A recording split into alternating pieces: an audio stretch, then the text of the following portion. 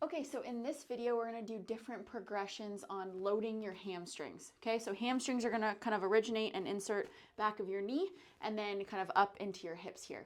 Okay, so first one here, we're gonna start nice and easy. Very similar to a glute bridge. However, rather than having your heels nice and close to your glutes here, you're gonna extend them out a little bit. So the further out your feet are, the more hamstring activation we're gonna get here. So all you're gonna do from here, drive your heels into the ground, lift your hips up towards the ceiling. Okay, drive up towards the ceiling through your heels and then just hold this position. Okay, so you're gonna hold this, let's say for 10 seconds, feeling that activation in your hamstrings. Our next progression will be to actually rep that out. So keeping those heels in the same position here, dropping your hips down to the ground, making sure that there's no arch in your back as you're doing it.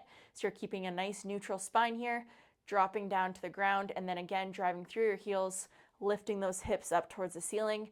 And you can do kind of anywhere from like 8 to 10 reps of this exercise. Now, next one, you're gonna need a little bit of a prop.